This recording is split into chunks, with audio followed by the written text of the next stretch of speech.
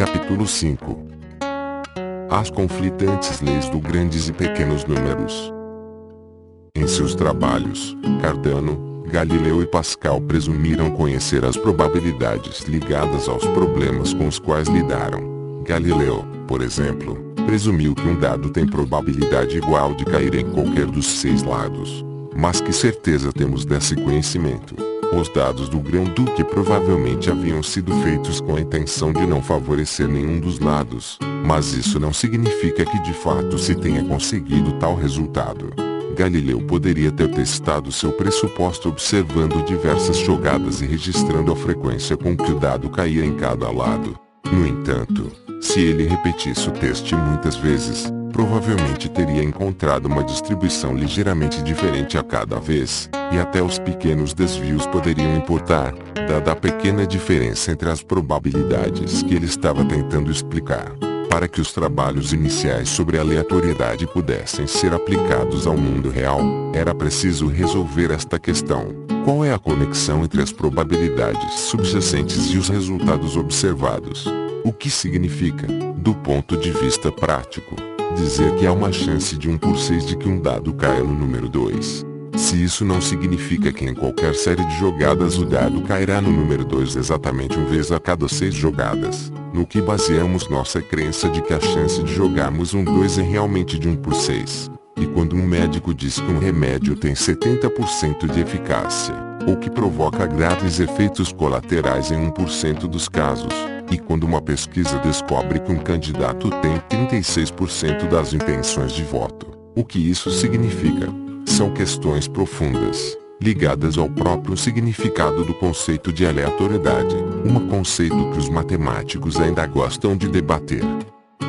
Há pouco tempo, num dia quente de primavera, entrei numa discussão como essa com um estatístico que estava visitando a Universidade Hebraica, chamado Moshe, sentado à minha frente durante um almoço no Instituto Caltech, em meio a grandes colheres de iogurte desnatado.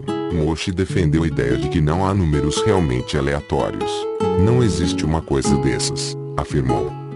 Eles publicam gráficos e escrevem programas de computador, mas estão só se enganando. Ninguém jamais encontrou um método melhor que jogar um dado para produzir aleatoriedade, e jogar um dado não resolve a questão. Moshe sacudiu a colher de plástico na minha cara. Agora ele estava agitado. Senti uma conexão entre os sentimentos de Moshe sobre a aleatoriedade e suas convicções religiosas. Moshe é um judeu ortodoxo, e sei que muitos religiosos têm problemas com a ideia de que Deus permitiria a existência da aleatoriedade. Suponha que você queira obter uma sequência de n números aleatórios entre 1 e 6, disse Moshe.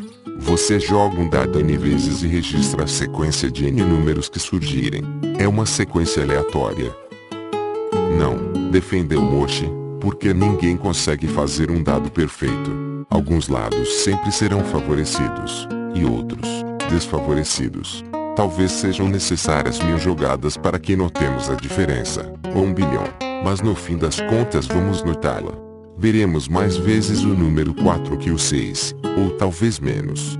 Qualquer dispositivo artificial está fadado a possuir essa falha, disse Moshe, porque os seres humanos não têm acesso à perfeição. Talvez seja a verdade, mas a natureza tem acesso à perfeição, e realmente ocorrem eventos aleatórios no nível atômico. De fato, essa é a própria base da teoria quântica. Assim, passamos o resto do nosso almoço numa discussão sobre óptica quântica. Os mais modernos geradores quânticos produzem hoje números verdadeiramente aleatórios, jogando o dado quântico perfeito da natureza. No passado, a perfeição necessária para a aleatoriedade era realmente um objetivo evasivo. Uma das tentativas mais criativas veio do crime organizado do Harlem, em Nova York, por volta de 1920. Como precisavam de um suprimento diário de números aleatórios de 5 algarismos para uma loteria ilegal, os mafiosos, não dando a mínima para o governo, passaram a utilizar os últimos 5 algarismos do balanço do Tesouro Federal.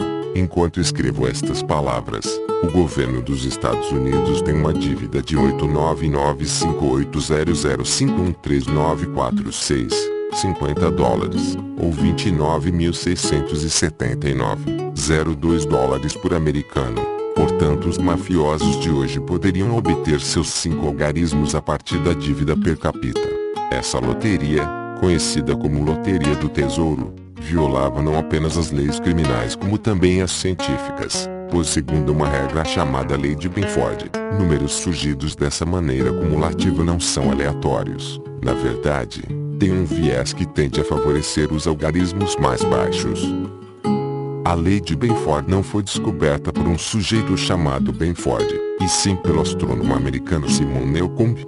Em torno de 1881, Newcomb notou que as páginas dos livros de logaritmos que traziam números iniciados pelo algarismo 1 ficavam mais sujas e danificadas que as páginas correspondentes aos números iniciados por 2, e assim por diante até o algarismo 9, cujas páginas pareciam mais limpas e novas. Presumindo que, a longo prazo, o desgaste do livro seria proporcional à frequência de uso, Newcomb concluiu a partir de suas observações que os cientistas com os quais ele compartilhava o livro trabalhariam com dados que refletiam a distribuição dos algarismos.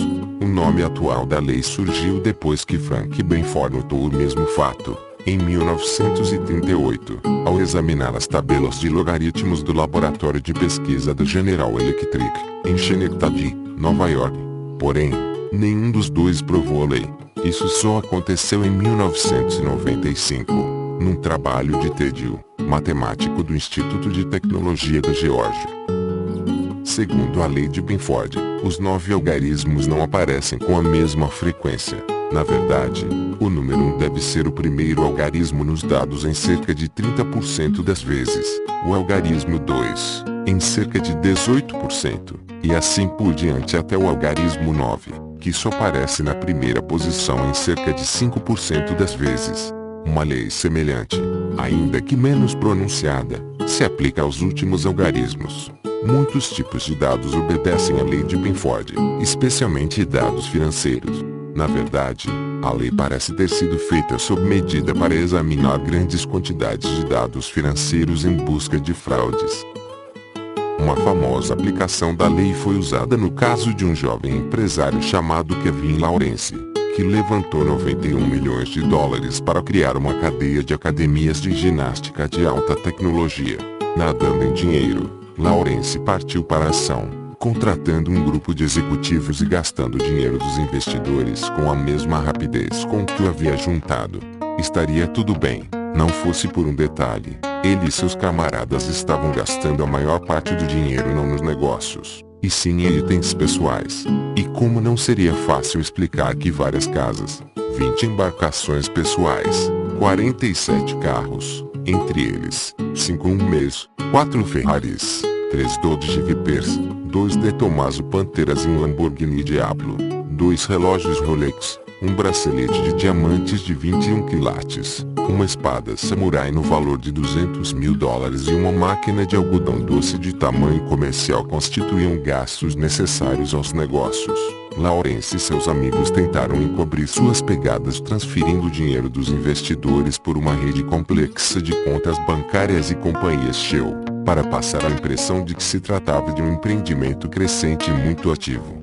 Infelizmente para o grupo, um desconfiado contador forense chamado Darrell Dorrell compilou uma lista de mais de 70 mil números que representavam seus diversos cheques e transferências eletrônicas e a comparou com a distribuição de algarismos segundo a lei de Benford.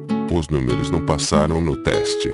Isso, naturalmente, foi apenas o começo da investigação, mas a partir daí a saga se desenrolou de modo previsível, terminando na véspera do Dia de Ação de Graças de 2003. Quando, acompanhado de seus advogados e vestindo roupas azul claro de presidiário, Kevin Lawrence foi sentenciado a 20 anos de prisão, sem possibilidade de liberdade condicional.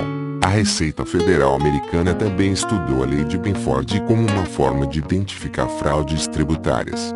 Um pesquisador chegou a aplicar a lei às declarações de impostos de Bill Clinton ao longo de 13 anos.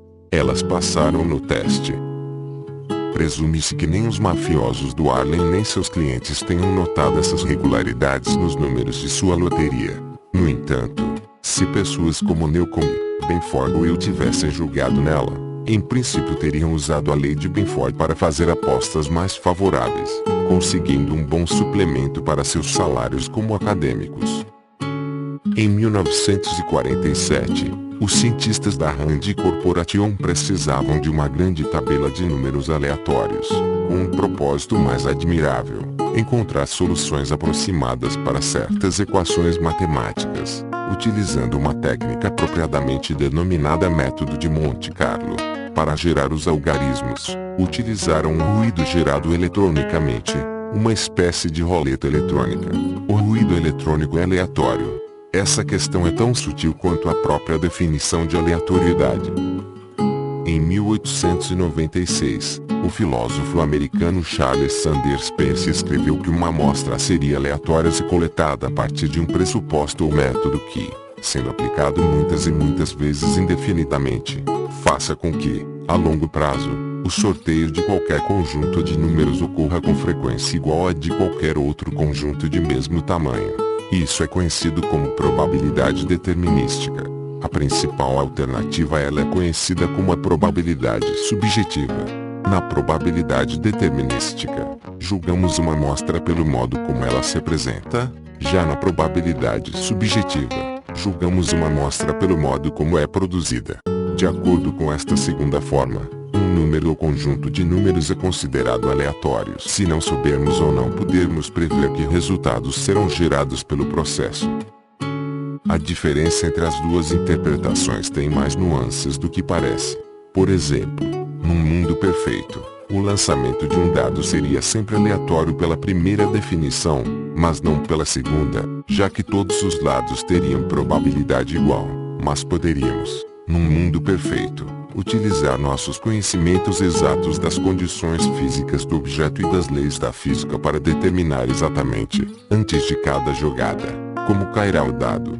No mundo real e imperfeito, porém, o lançamento de um dado é aleatório de acordo com a segunda definição, mas não com a primeira. Isso ocorre porque, como ressaltou Moshe, devido às suas imperfeições, um dado não cairá com a mesma frequência em cada lado. Ainda assim, devido às nossas limitações, não temos nenhum conhecimento prévio sobre o favorecimento de um dos lados em detrimento de outros. Para determinar se a tabela que obtiveram era aleatória, os cientistas da Rand já submeteram a vários testes. Quando mais bem examinado, seu sistema mostrou ser tendencioso, exatamente como o dado de Moshe, arquetipicamente imperfeito. Os cientistas ainda refinaram o sistema, mas não conseguiram banir completamente as regularidades. Como disse Moshe, o caos completo é, ironicamente, um tipo de perfeição. Ainda assim, os números da Rand eram aleatórios o suficiente para terem sua utilidade, e a companhia os publicou em 1955 sob o cativante título A Million Random Digits. Em suas pesquisas, os cientistas da Rand se depararam com um problema relacionado à roleta, que havia sido descoberto de maneira abstrata há quase um século antes, por um inglês chamado Joseph Jager.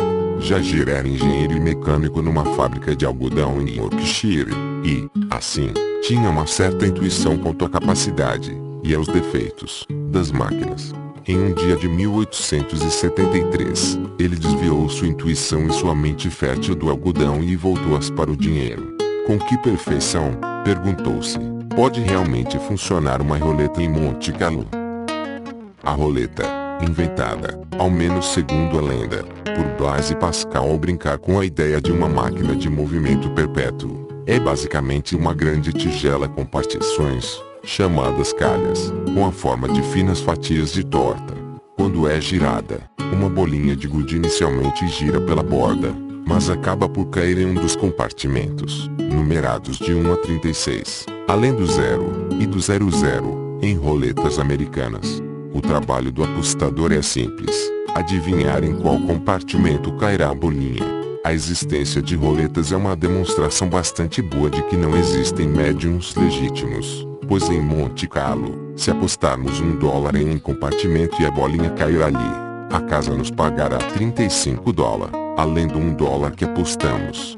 Se os médiums realmente existissem, nós os veríamos em lugares assim, rindo, dançando e descendo a rua com carrinhos de mão cheios de dinheiro, e não na internet, com nomes do tipo Zelda que tudo sabe e tudo vê, oferecendo conselhos amorosos 24 horas por dia, competindo com os outros 2 milhões de médiums da internet, segundo o Google. Para mim, o futuro, e cada vez mais o passado, parecem infelizmente obscurecidos por uma grande névoa. Mas sei de uma coisa, minha chance de perder na roleta europeia é de 36 por 37. Minha chance de ganhar, de 1 por 37. Isso significa que, para cada $1 que eu apostar, o cassino recebe 39 por 37 vezes $1, 1 por 37 vezes $35. Isso é algo em torno de 1 por 37 de dólar, ou cerca de 2,7 centavos. Conforme o meu estado de espírito, esse pode ser o preço que pago pelo prazer de observar uma bolinha saltitando numa roleta grande e brilhante, ou o preço que pago pela chance de tirar a sorte grande. Ao menos é assim que deveria funcionar. Mas será que funciona? Só se as roletas forem perfeitamente bem construídas, pensou Jager. E ele já havia trabalhado com bastantes máquinas, portanto partilhava do ponto de vista de Moshi. Ele poderia apostar que as roletas não eram perfeitas. Assim, juntou suas economias, viajou a Monte Carlo e contratou 6 assistentes, um para cada uma das 6 roletas do cassino. Seus assistentes observaram as roletas todos os dias, anotando todos os números sorteados durante as 12 horas em que o cassino ficava aberto. Todas as noites, em seu quarto de hotel, Jager analisava os números.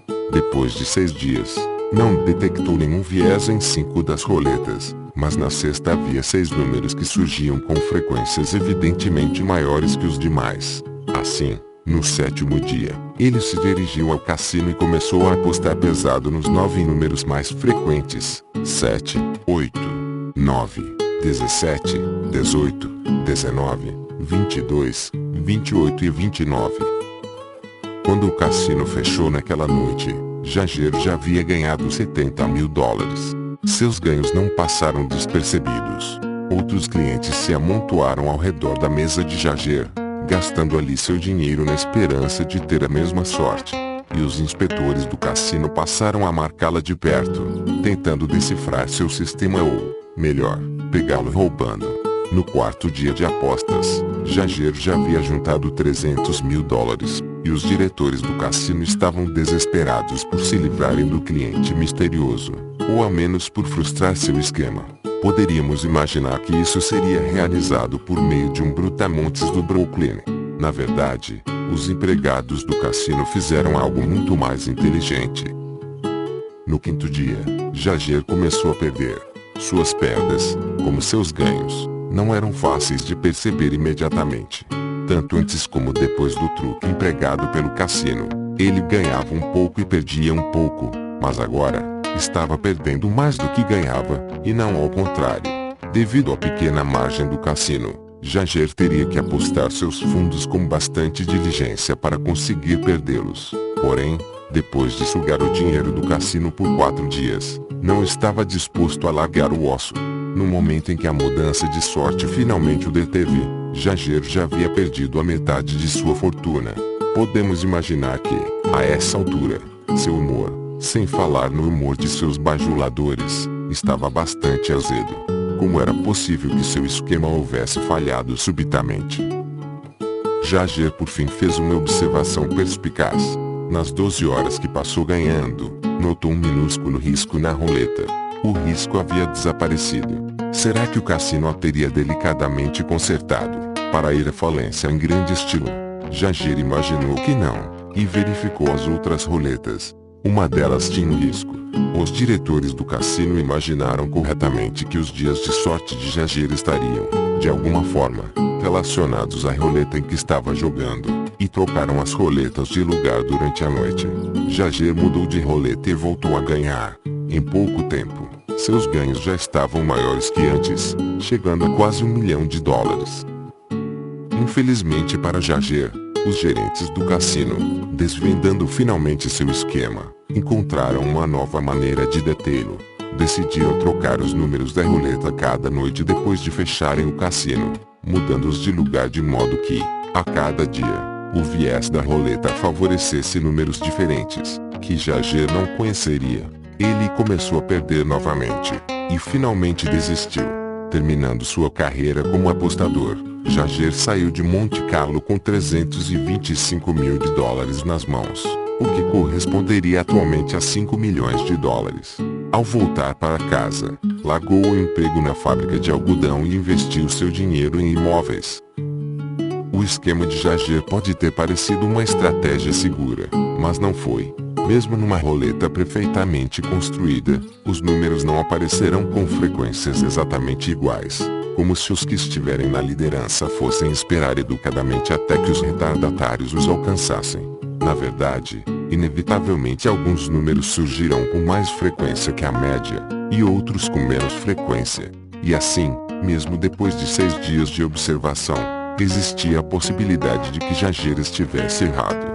As frequências mais altas observadas em certos números poderiam ter surgido por mero acaso, sem refletir a existência de probabilidades mais elevadas. Isso significa que Jager também se deparou com a questão levantada no início deste capítulo, dado um conjunto de probabilidades subjacentes, com que exatidão a nossa observação de um sistema corresponderá a essas probabilidades.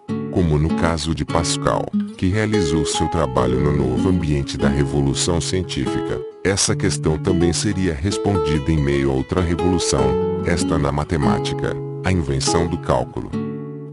Em 1680, um grande cometa cruzou nossa vizinhança no sistema solar, passando perto o suficiente para que a fração de luz do Sol refletida pudesse ser vista com bastante destaque no céu noturno. O cometa foi vislumbrado pela primeira vez durante a parte da órbita terrestre chamada novembro, e nos meses seguintes foi um objeto muito estudado, tendo seu trajeto registrado de maneira muito detalhada. Em 1687, Isaac Newton usou esses dados como exemplo de sua lei da gravitação universal, na qual a força gravitacional é proporcional ao inverso do quadrado da distância entre os corpos.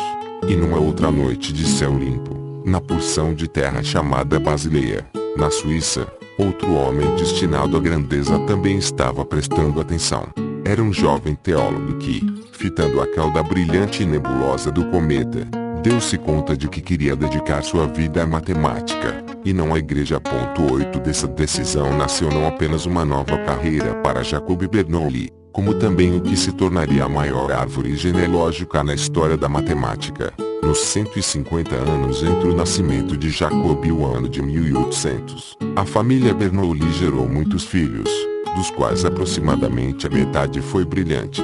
Entre eles, 8 matemáticos notáveis, dos quais 3, Jacob, seu irmão mais novo, Joan, e o filho de Joan, Daniel, são tidos atualmente como alguns dos maiores matemáticos de todos os tempos.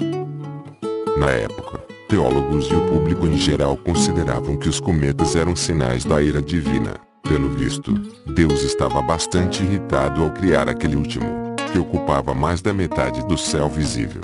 Um padre afirmou ser um alerta celestial do Deus Santo Todo-Poderoso, escrito e colocado ante os impotentes e profanos filhos dos homens. Segundo ele, o cometa prenunciava uma notável mudança no espírito ou nas questões mundanas para seu país ou vilarejo. Jacob Bernoulli via a coisa de outra forma. Em 1681, publicou um panfleto intitulado Um Método Recém-Descoberto sobre a possibilidade de reduzir o trajeto de um cometa ou estrela caudada a certas leis fundamentais, e prever seu aparecimento. Bernoulli foi 6 anos mais rápido que Newton na questão do cometa. Ou ao menos teria sido, se sua teoria estivesse correta. Não estava, mas afirmar publicamente que os cometas seguem uma lei natural e não os caprichos divinos era uma atitude destemida, especialmente se tivermos em conta que no ano anterior, quase 50 anos após a condenação de Galileu, Peter Mejelin, professor de matemática da Universidade de Basileia, havia sido severamente atacado por teólogos por aceitar o sistema copernicano, sendo então proibido de lecionar na universidade. Havia em Basileia um sombrio cisma entre os matemáticos cientistas e os teólogos, e Bernoulli acabava de se posicionar abertamente ao lado dos cientistas. O talento de Bernoulli logo recebeu o apoio da comunidade matemática e, quando Mejelin morreu, no fim de 1686, Bernoulli o sucedeu como professor de matemática. Nessa época, Bernoulli estava trabalhando com problemas ligados aos jogos de azar. Uma de suas maiores influências era o matemático e cientista holandês Christian Huygens, que, além de aperfeiçoar o telescópio, tornando-se a primeira pessoa a compreender os anéis de Saturno, de criar o primeiro relógio de pêndulo, baseado nas ideias de Galileu, e de ajudar a desenvolver a teoria ondulatória da luz, escrever um livro de introdução à probabilidade inspirado nas ideias de Pascal e Fermat. O livro de Huygens serviu de inspiração para Bernoulli. Ainda assim, ele viu diversas limitações na teoria apresentada por seu inspirador. Talvez fosse suficiente para os jogos de azar, mas e quanto aos aspectos mais subjetivos da vida? Como podemos designar uma probabilidade definida e a credibilidade de um testemunho legal? Ou a escolha do melhor jogador de golfe? Charles I da Inglaterra ou Marie, rainha da Escócia? Ambos eram exímios golfistas. Bernoulli acreditava que, para podermos tomar decisões racionais, precisaríamos de um método matemático confiável para determinar probabilidades. Essa visão refletia a cultura da época, na qual a condução dos negócios pessoais de maneira consistente com a expectativa probabilística seria considerada a marca de uma pessoa razoável. Porém, na opinião de Bernoulli, a velha teoria da aleatoriedade não era limitada apenas pela subjetividade. Ele também reconheceu que a teoria não se adequava a situações de ignorância, nas quais as probabilidades dos diversos resultados poderiam ser definidas em princípio, mas na prática eram desconhecidas. É a questão que eu discuti com Moshe, e que Jager teve que enfrentar. Qual é a chance de que um dado imperfeito caia no número 6? Qual é a minha chance de contrair a peste? Qual é a probabilidade de que a sua armadura resista ao golpe da espada de um oponente? Tanto nas situações subjetivas como nas de incerteza, para Bernoulli seria insano imaginar que poderíamos ter alguma espécie de conhecimento prévio, ou a priori, sobre as probabilidades, como apresentado no livro de Huygens. Bernoulli enxergou a resposta nos mesmos termos que Jager utilizaria mais tarde. Em vez de depender de probabilidades que nos foram dadas, devemos discerni-las por meio da observação. Por ser um matemático, ele tentou dar precisão à ideia. Dado que assistimos a um certo número de jogadas na roleta, com que precisão podemos determinar as probabilidades subjacentes, e com que nível de confiança? Voltaremos a essas questões no próximo capítulo, embora não sejam exatamente as perguntas que Bernoulli tenha conseguido responder. Na verdade, ele respondeu a uma pergunta bastante relacionada: com que precisão as probabilidades subjacentes se refletem nos resultados reais? Para Bernoulli, era perfeitamente justificado esperar que, com o aumento no número de testes, as frequências observadas refletissem, com cada vez mais precisão, as probabilidades subjacentes. Ele certamente não foi o primeiro a acreditar nisso, mas foi o primeiro a dar um tratamento formal ao tema, a transformar a ideia numa prova e a quantificá-la, perguntando-se quantos testes seriam necessários e quanta certeza poderíamos ter. Além disso, foi um dos primeiros a compreender a importância da nova disciplina do cálculo na abordagem desses temas. O ano em que Bernoulli foi aceito como professor em Basileia seria um marco na história da matemática.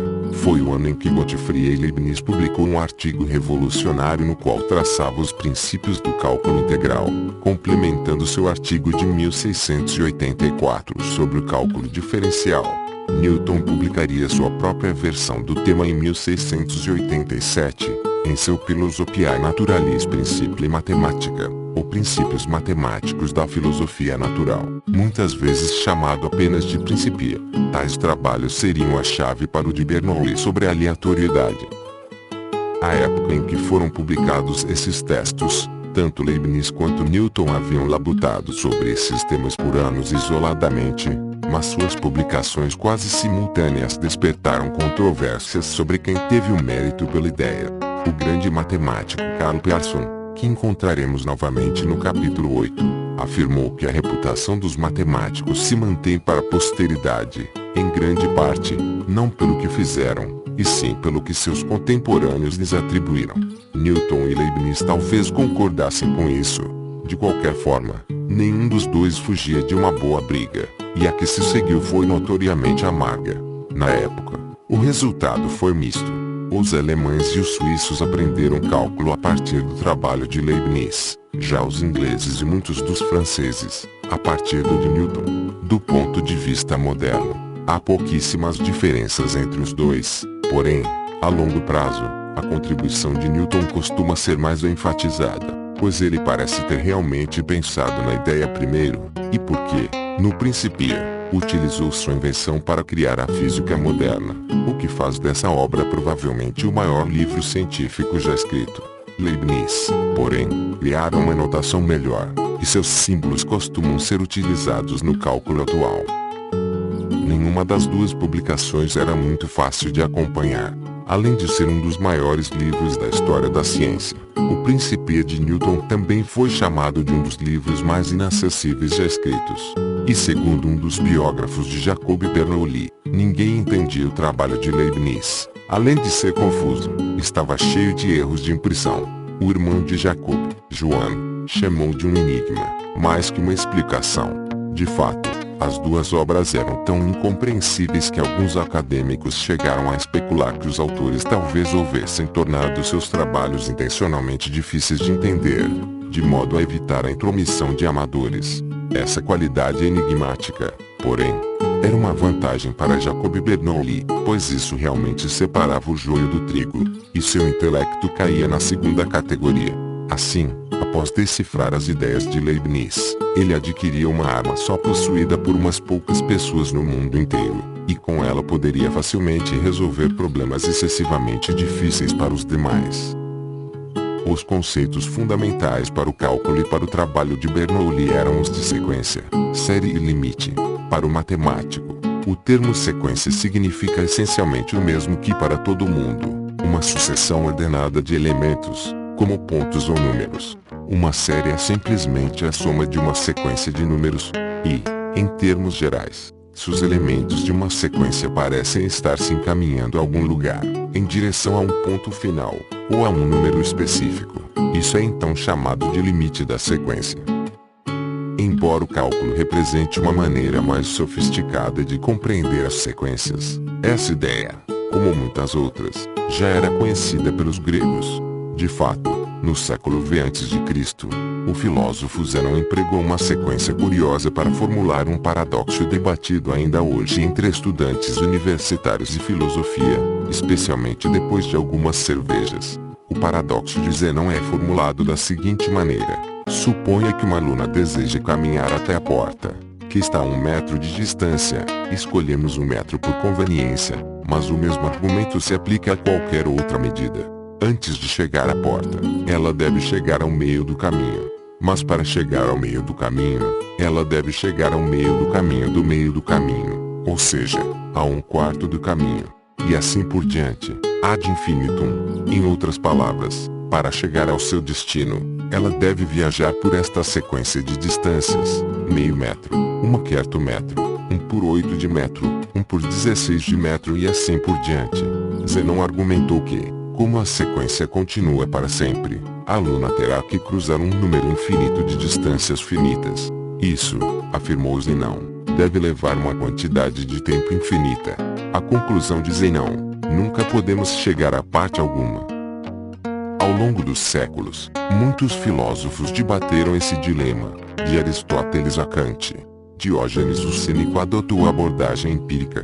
Simplesmente deu alguns passos e comentou que as pessoas de fato se moviam. Para os que, como eu, não são estudantes de filosofia, isso talvez soe como uma boa resposta, mas não teria impressionado Zenão.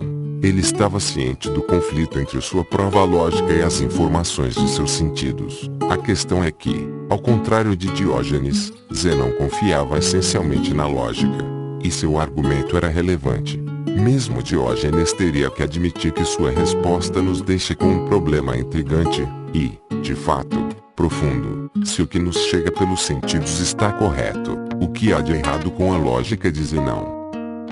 Considere a sequência de distâncias no paradoxo: meio metro, 1/4 metro, 1/8 de metro, 1/16 de metro e assim por diante. Os acréscimos se tornam cada vez menores. Essa sequência tem um número infinito de termos, Portanto, não podemos computar o resultado simplesmente somando todos os termos. Porém, podemos notar que, embora o número de termos seja infinito, tais termos se tornam sucessivamente menores. Poderia haver um equilíbrio entre a sequência infinita de termos e seu tamanho infinitamente menor? Esse é exatamente o tipo de pergunta que podemos enfrentar utilizando os conceitos de sequência, série e limite, para ver como o processo funciona. Em vez de tentarmos calcular a que distância a Luna chegará após cruzar toda a infinidade de intervalos de Zenon, vamos tomar um intervalo por vez. Eis as distâncias da Luna após os primeiros intervalos. Após o primeiro intervalo, meio metro.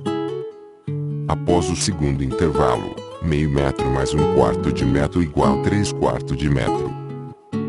Após o terceiro intervalo, meio metro mais 1/4 de metro mais 1/8 de metro igual 7/8 de metro. Após o quarto intervalo, meio metro mais 1/4 de metro mais 1/8 de metro mais 1/16 de metro igual 15/16 de metro.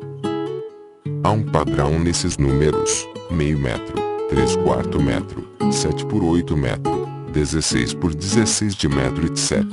O denominador é uma potência de 2, e o numerador é uma unidade a menos que o denominador. A partir desse padrão, podemos adivinhar que, após 10 intervalos, a Luna teria caminhado 1023 por 1024 de metro, após 20 intervalos, 1048, 575 por 1048, 576 de metro e assim por diante. O padrão deixa claro que Zenon está correto na ideia de que, quanto mais intervalos incluímos, maior será a soma das distâncias obtida. Mas está errado ao dizer que a soma se encaminha ao infinito. Pelo contrário, os números parecem estar se aproximando de 1, ou, como diria um matemático, 1 metro é o limite dessa sequência de distâncias. Isso faz sentido, pois, embora Zenon tenha entrecortado a caminhada da Luna num número infinito de intervalos, ela tinha, afinal de contas, se disposto a caminhar apenas 1 metro. O paradoxo de Zenon está ligado à quantidade de tempo necessária para completar a jornada, e não à distância percorrida. Se a Luna fosse forçada a dar um passo para cobrir cada um dos intervalos de Zenon, certamente teria algum problema com o tempo, sem falar na dificuldade de dar passos submilimétricos. Porém, se ela puder avançar numa velocidade constante sem parar nos pontos de controle imaginários de Zenon, e por que não? Então o tempo necessário para cobrir cada intervalo de Zenon será proporcional à distância percorrida nesse intervalo. Portanto, como a distância total é finita, o tempo total também será. E felizmente para todos nós, o movimento é possível, afinal de contas.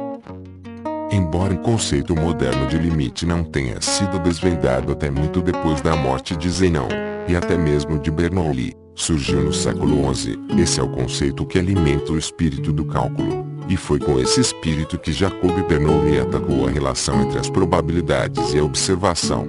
Bernoulli pesquisou em particular o que ocorre no limite de um número arbitrariamente grande de observações repetidas. Se jogarmos uma moeda, não viciada, 10 vezes, talvez observemos 7 caras, mas se a jogarmos 1 zilhão de vezes, é muito provável que as caras constituam cerca de 50% dos resultados.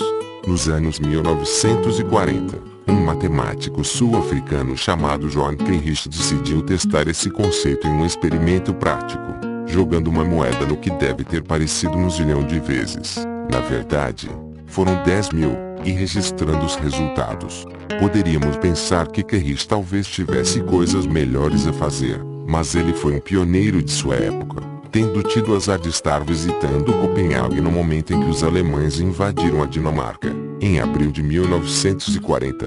Segundo os dados de Keyrish, após 100 jogadas ele tinha apenas 44% de caras, mas ao chegar às 10.000, o número já se aproximava bem mais da metade, 67%. Como quantificar esse fenômeno?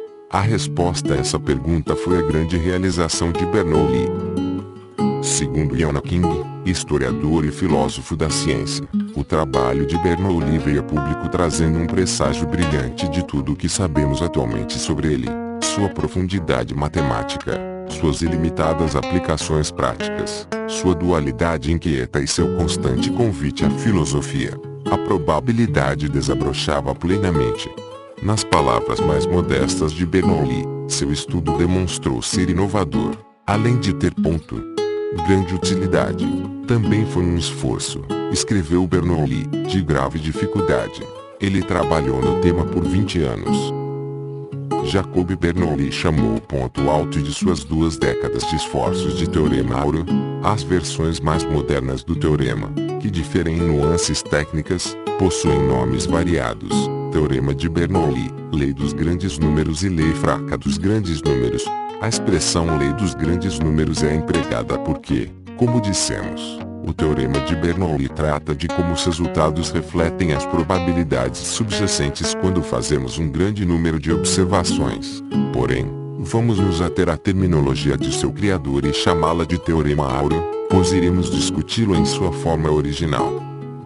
Embora Bernoulli estivesse interessado em aplicações no mundo real, alguns de seus exemplos preferidos tratavam de um item não encontrado na maioria dos lares, uma urna cheia de pedrinhas coloridas. Numa situação, ele vislumbrou uma urna contendo 3.000 pedrinhas brancas e 2.000 pretas, uma razão de 60% de brancas contra 40% de pretas. Nesse exemplo, retiramos cegamente uma série de pedrinhas da urna, com reposição, isto é, repondo cada pedrinha antes de retirar a seguinte, para não alterar a proporção de 3 por 2. A probabilidade a priori de tirarmos uma pedrinha branca de 3 por 5, ou 60%. E assim, nesse exemplo, a pergunta central de Bernoulli é: com que precisão devemos esperar que a proporção de pedrinhas brancas retiradas se aproxime de 60%, e com qual probabilidade? O exemplo da urna é muito bom, pois podemos empregar a mesma matemática que descreve o sorteio de pedrinhas para descrever qualquer série de testes na qual cada teste tenha 2 resultados possíveis, desde que tais resultados sejam aleatórios e que os testes sejam independentes entre si. Hoje em dia, tais testes são chamados provas de Bernoulli, e uma série de provas de Bernoulli é um processo de Bernoulli. Quando um teste aleatório tem 2 resultados possíveis, um deles é muitas vezes chamado arbitrariamente de sucesso e o outro de fracasso. Os rótulos não precisam ser literais, e às vezes não têm nenhuma relação com o significado cotidiano das palavras. Digamos, se você não consegue parar de ler este livro, ele é um sucesso. Mas se você o estiver usando para se aquecer porque a lenha acabou, é um fracasso. Jogar uma moeda, votar no candidato A ou no candidato B, ter um filho ou uma filha, comprar ou não um produto, ser ou não curado, até mesmo morrer ou viver são exemplos de provas de Bernoulli. Ações que possuem múltiplos resultados também podem ser tratadas como provas de Bernoulli, se a pergunta que fizermos puder ser formulada de modo a ter um sim ou um não como resposta, do tipo dado caiu no número 4, ou resta algum gelo no Polo Norte. Assim, embora Bernoulli tenha escrito sobre pedrinhas e urnas, todos os seus exemplos se aplicam igualmente a essas situações, e a muitas outras análogas a elas. Com esse entendimento, voltemos à urna, na qual há 60% de pedrinhas brancas. Se retirarmos 100 pedrinhas da urna, com reposição, talvez vejamos que exatamente 60 delas são brancas, mas também poderíamos tirar apenas 50 pedrinhas brancas, ou 59. Qual é a chance de tirarmos entre 58 e 62% de pedrinhas brancas? Qual é a chance de tirarmos entre 59 e 61%? Que confiança adicional podemos adquirir se, em vez de tirar 100 pedrinhas, tirarmos 1000, ou 1 milhão? Jamais poderemos ter 100% de certeza, mas será que podemos continuar tirando pedrinhas até termos 999% de certeza de que tiraremos, digamos, entre 59, 9 e 60, 1% de pedrinhas brancas? O Teorema Áureo trata de questões como essas. Para aplicá-lo, devemos fazer 2 escolhas. Em primeiro lugar, especificamos nossa tolerância ao erro. O quão próximo da proporção subjacente de 60% exigimos que nossa série de provas chegue. Precisamos escolher um intervalo, como mais ou menos 1%, ou 2%, ou 0,0000%. Em segundo lugar, especificamos nossa tolerância à incerteza. Jamais poderemos ter 100% de certeza de que uma prova gerará o resultado esperado, mas podemos nos assegurar de que obteremos um resultado satisfatório em 99 de cada 100 vezes, ou em 999 de cada 1000. O Teorema Áureo nos diz que é sempre possível tirar um número suficiente de pedrinhas a ponto de termos quase certeza que a porcentagem de brancas retiradas será próxima de 60%, por mais exigentes que sejamos em nossa definição pessoal de quase certeza e próxima. Além disso, fornece uma fórmula numérica para calcularmos o número de provas suficientes, dadas tais definições. A primeira parte da lei foi um triunfo conceitual, e a única que sobreviveu nas versões modernas do teorema. Com relação à segunda parte, a fórmula de Bernoulli, é importante entender que, embora o Teorema Áureo especifique um número de provas suficiente para encontrarmos nossos objetivos de confiança e precisão, ele não afirma que não poderíamos atingir os mesmos objetivos com menos provas. Isso não afeta a primeira parte do teorema, para a qual basta apenas sabermos que o número especificado de testes é finito. Porém, Bernoulli também queria dar uso prático ao número gerado por sua fórmula. Infelizmente, isso não é possível na maior parte das aplicações práticas. Por exemplo, eis um exemplo numérico resolvido pelo próprio Bernoulli, embora eu tenha alterado o contexto. Suponhamos que 60% dos eleitores de Basileia apoiem o prefeito. Quantas pessoas devemos entrevistar para termos 99,9% de certeza de que encontraremos um apoio ao prefeito situado entre 58% e 62%? Ou seja, para que a precisão do resultado se mantenha dentro de uma faixa de mais ou menos 2%, temos que presumir, para sermos consistentes com Bernoulli, que os entrevistados foram escolhidos ao acaso, mas com reposição. Em outras palavras, podemos entrevistar mais de uma vez a mesma pessoa. A resposta é 25.550, o que, na época de Bernoulli, representava praticamente toda a população de Basileia. Bernoulli sabia que esse número apresentava pouca utilidade prática. Também sabia que apostadores experientes eram capazes de adivinhar intuitivamente sua chance de vencer num jogo com base numa amostragem muito menor que alguns milhares de provas. Um dos motivos pelos quais a estimativa numérica de Bernoulli se afastou muito do ideal foi o fato de sua prova se basear em muitas aproximações. Outro motivo foi a escolha de 99,9% como padrão de certeza, isto é, ele exigia obter a resposta errada, uma resposta que diferisse da verdadeira em mais de 2%, menos de 1 vez a cada 1000. É um padrão muito exigente. Bernoulli o chamou de certeza moral, ou seja, era o grau de certeza que, para ele, uma pessoa razoável exigiria para poder tomar uma decisão racional.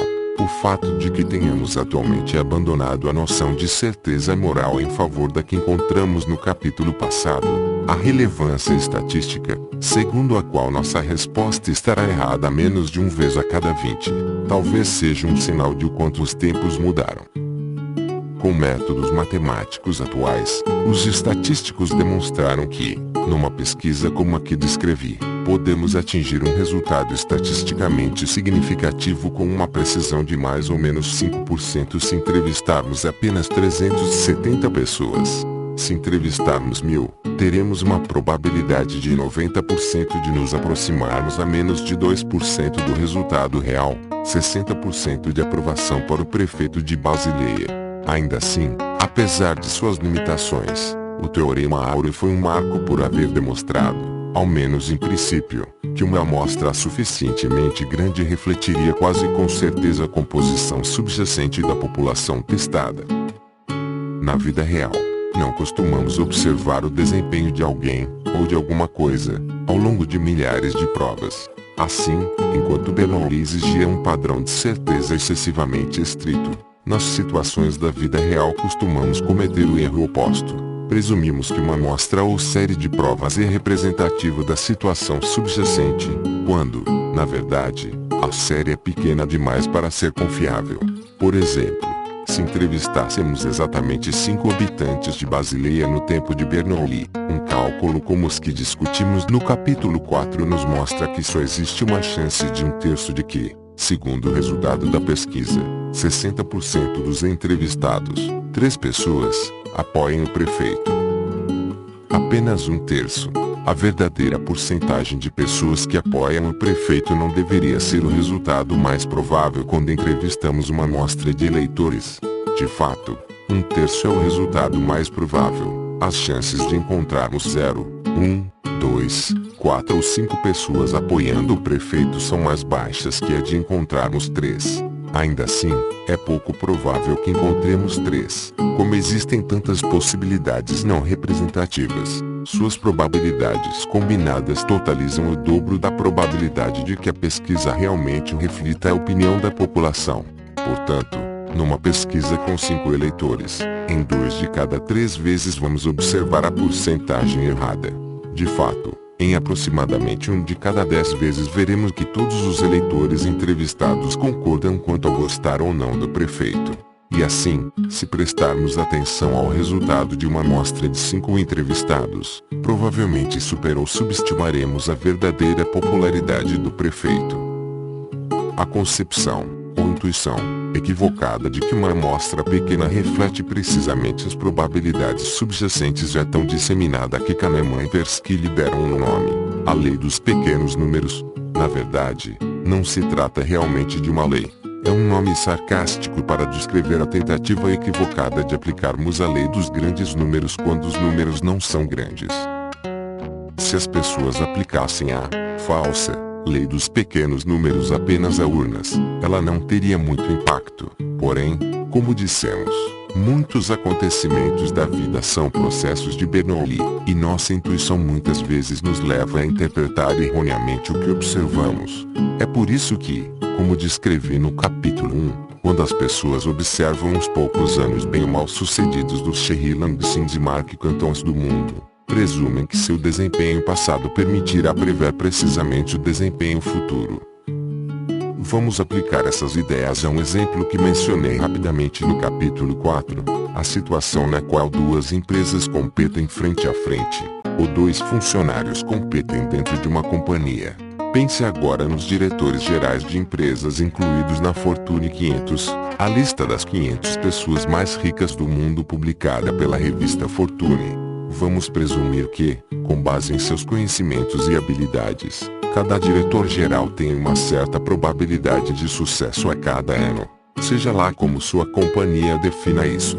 Para simplificar as coisas, partamos do pressuposto de que os anos de sucesso desses diretores gerais ocorrem com frequências iguais às das pedrinhas brancas ou dos que apoiam o prefeito. 60%. O sentido do argumento não se altera se o número verdadeiro for um pouco mais alto ou mais baixo. Isso significa que devemos esperar, num certo período de 5 anos, que um diretor-geral tenha exatamente 3 anos de sucesso. Não. Como demonstrado na análise anterior, mesmo que tais diretores tenham taxas de sucesso perfeitamente fixas em 60%, a probabilidade de que, num certo período de 5 anos, a performance de um deles reflita a taxa subjacente é de apenas 1/3. Traduzindo essa informação para a Fortune 500, isso significa que, nos últimos 5 anos, cerca de 333 dos diretores gerais ali citados teriam apresentado um desempenho que não reflete sua verdadeira capacidade. Além disso, devemos esperar que cerca de 1 em cada 10 diretores tenha tido 5 anos consecutivos de sucesso ou fracasso em virtude exclusivamente do acaso. O que aprendemos com isso? Que é mais confiável julgarmos as pessoas analisando suas habilidades, em vez de apenas olhando para o placar. Ou, nas palavras de Bernoulli, não deveríamos avaliar as ações humanas com base nos resultados. É necessário uma grande personalidade para ir contra a lei dos pequenos números. Afinal, qualquer um é capaz de apontar relaxadamente para o último da lista como forma de justificar suas críticas. Mas precisamos ter confiança, inteligência, discernimento e, bem, coragem para avaliar o verdadeiro conhecimento e habilidade de uma pessoa. Não podemos simplesmente nos levantar no meio de uma reunião com colegas e dizer: Não a demitam. Ela só estava no lado errado de uma série de Bernoulli. Também teremos pouca chance de convencer os outros se nos levantarmos e dissermos ao camarada arrogante que acabou de vender mais automóveis que qualquer outra pessoa na história da concessionária. Foi só uma flutuação aleatória. De fato, isso raramente acontece. Os anos de sucesso dos executivos são atribuídos a seu talento, explicado retroativamente como um ato de perspicácia incisiva. E quando as pessoas não se saem bem, frequentemente presumimos que o fracasso reflete com precisão a proporção com a qual seus talentos e habilidades preenchem a urna. Outra noção equivocada ligada à lei dos grandes números é a ideia de que um evento tem mais ou menos probabilidade de ocorrer porque já aconteceu ou não recentemente. A ideia de que a chance de ocorrência de um evento com probabilidade fixa aumenta ou diminui dependendo de ocorrências recentes é chamada falácia do jogador. Por exemplo, se Kerrich tirasse, digamos, 44 caras nas primeiras 100 jogadas, a moeda não passaria a favorecer as coroas para desfazer a diferença. Isso não acontece. Uma boa sequência não traz azar, e uma sequência ruim, infelizmente, não significa que a sorte vai melhorar. Ainda assim, a falácia do jogador afeta mais pessoas do que poderíamos imaginar, ainda que num nível inconsciente. As pessoas esperam que o azar seja seguido pela sorte, ou se preocupam pensando que coisas boas serão seguidas por ruins. Lembro-me de, num cruzeiro que fiz alguns anos atrás, observar um homem gorducho e suado que enfiava freneticamente seus dólares num caça-níqueis, o mais rápido que conseguia. Sua companheira, notando que os observava, afirmou, simplesmente, chegou a vez dele. Embora eu tenha sido tentado a comentar que não chegou a vez dele, apenas segui meu caminho. Depois de alguns passos tive que me deter, pois as luzes começaram a piscar. Ouviu-se um alarme, os gritos do casal e, durante o que pareceram alguns minutos, o som de uma rápida correnteza de moedas saltando da máquina. Hoje sei que um caça-níqueis moderno é computadorizado, que seus prêmios são gerados por um gerador de números aleatórios que, por lei, deve gerar, como anunciado, números aleatórios, fazendo com que cada puxar da manivela seja completamente independente do histórico de tentativas anteriores. Ainda assim, bem, digamos que a falácia do jogador é uma ilusão poderosa.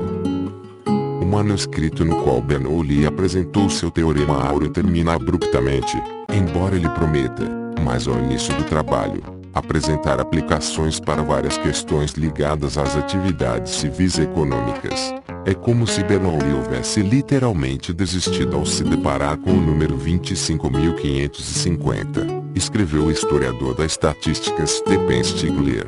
Na verdade, Bernoulli estava perto de publicar o manuscrito quando morreu de uma febre lenta em agosto de 1705, aos 50 anos. Seus editores pediram a Joan Bernoulli que o terminasse, mas ele se recusou a fazê-lo, dizendo estar muito ocupado. Isso pode parecer estranho, mas os Bernoulli eram uma família estranha. Se nos perguntassem qual foi o matemático mais desagradável que já viveu, um bom palpite seria Joan Bernoulli. Ele já foi descrito, em diferentes textos históricos, como invejoso, vaidoso, irritadiço, teimoso, mal-humorado, prepotente, desonesto e compulsivamente mentiroso. Teve muitas realizações na matemática, mas também é famoso por ter feito com que seu filho Daniel fosse expulso da Academia de Ciências depois de ganhar um prêmio ao qual ele próprio, Joan, havia competido, por tentar roubar as ideias de seu irmão e de Leibniz, e por plagiar o livro de Daniel sobre hidrodinâmica e depois falsificar a data de publicação, dando a impressão de que seu livro teria surgido primeiro. Quando lhe pediram que terminasse o manuscrito do irmão falecido, Joan acabava de voltar a Basileia, vindo da Universidade de Groningen, na Holanda, obtendo um cargo não como matemático, e sim como professor de grego. Jacob considerou suspeita essa mudança de carreira, especialmente porque, em sua avaliação, Joan não sabia grego. Escreveu a Leibniz, dizendo suspeitar que o irmão havia voltado a Basileia para usurpar seu cargo. E realmente, após a morte de Jacob, Joan o obteve. Joan e Jacob não se entenderam muito bem pela maior parte de suas vidas adultas. trocavam insultos regularmente nas publicações matemáticas em cartas que, como escreveu um matemático, estão repletas de uma linguagem pesada, em geral reservada aos ladrões de cavalos.